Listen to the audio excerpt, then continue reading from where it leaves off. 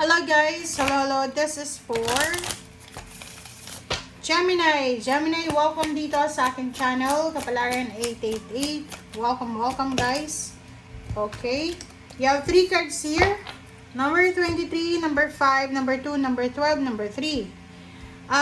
Sinasabi ng bara sa'yo, Gemini, na maybe for the past 5 months or 5 weeks, 5 days ago, medyo namumroblema ka sa pera. Maybe may mga financial problems ka about sa money.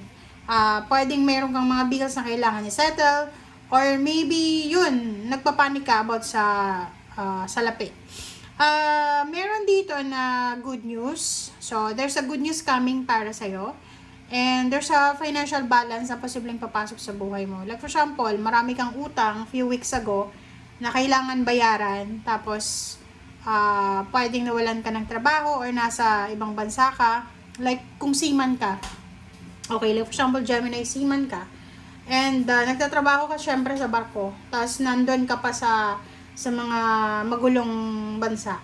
So, sinasabi ng barahan na maybe you're panicking. 5 weeks ago or 1 month ago, nagpapanik ka kung ano ba yung magiging solution mo. But now, nandito na yung good news. Sinasabi ng barahan na there's a solution, there's a resolution about your situation. Alright? Okay, let's check.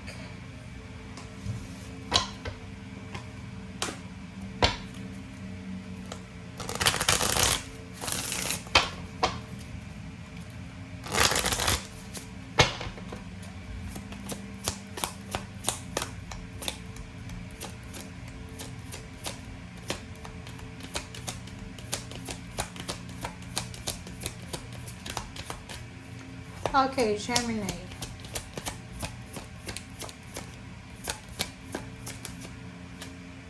Okay, Gemini, face your financial fears. Okay. So, ato na nga siya, dito sa 5, may siya. So, sinasabi ng barahan na yun, may mga problema ka sa finances. Sinasabi dito ng barahan na ano man ang problema mo sa pera, wag mong hahayaan na kokontrolin ka ng problema na yan sa salapi. Sinasabi ng bara sa'yo na kailangan mong maging free. Okay? Kailangan mong maging free sa kung ano man na problema sa salapi na pinagdadaanan mo sa ngayon. Which is, alam nyo ba guys, kung ano man ang pinagdadaanan mo sa ngayon, hindi ka nag-iisa. Okay? Lahat ng tao, mayroong pinagdadaanan sa ngayon. Lalo na kung salapi yan, kung OFW ka, tapos nakatira ka pa dun sa bansa na magulo, talagang meron kang problema. Pero, ang ilagay mo lang sa isip mo na hindi ibig sabihin na may problema ka ay wala nang solusyon. No, lahat may solusyon. So, ang magagawa natin is, kailangan lang natin na mag-relax. Okay? Mas maganda yung kahit na mayroon kang pinagdadaanan, relax ka pa rin.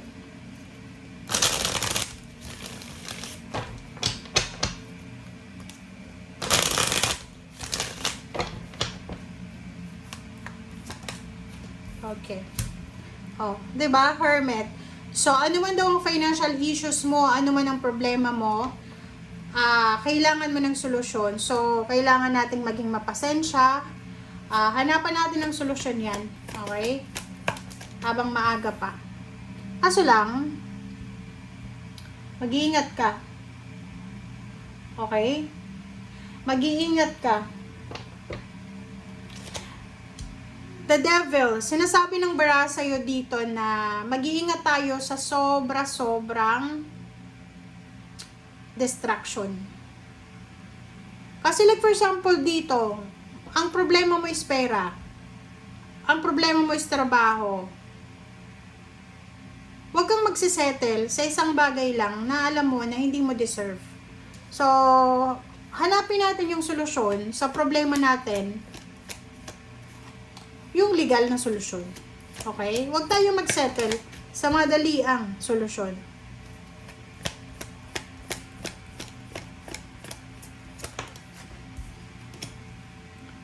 Okay, so, the Moon and the King of Pentacles. So, di ba? Sabi sa iyo Kino-confirm lang ng dalawang barahang ito yung sinasabi dito na kailangan mong harapin kung ano man ang kinakatakutan mo sa finances. Okay? Isipin mo na lahat ng tao ngayon, we are suffering financially. Hindi naman ikaw yung pinagkaitan ng tadhana, ng Panginoon, ng universe na mag-suffer ng ganyan. Okay? Justice. So, dito sa justice na to, sinasabi ng bara sa'yo na may posible kang mahahanap na kontrata. There's a new contract or there's a renewal of contract. There's a blessings na posibleng mahahanap ka. Parang ano to unexpected talaga. Isang unexpected na blessings, contract, documents, karma ang posibleng darating sa'yo.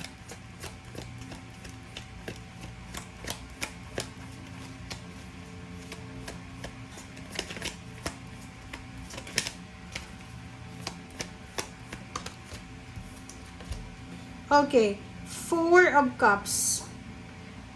Oh, 'di ba? So, sabi ko sa'yo kanina Gemini, mag-iingat tayo sa mga bagay-bagay na ino-offer sa atin na pangmadalian. Mga easy money tactics na yan. Mga scam yan. Okay? Pyramid scam. Yayaman ka agad-agad. Ipopromote ka agad. Mataas yung sweldo mo dyan. Ganyan, ganito. Mag-iingat tayo. Okay?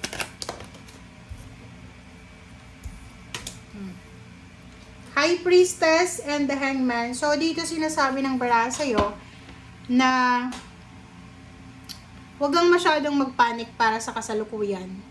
Okay? Kasi ang sinasabi ng bara sa'yo dito na there's a hidden. May nakatago daw. May darating na talagang para sa'yo. Pero sa ngayon, posibleng hindi muna siya matuloy.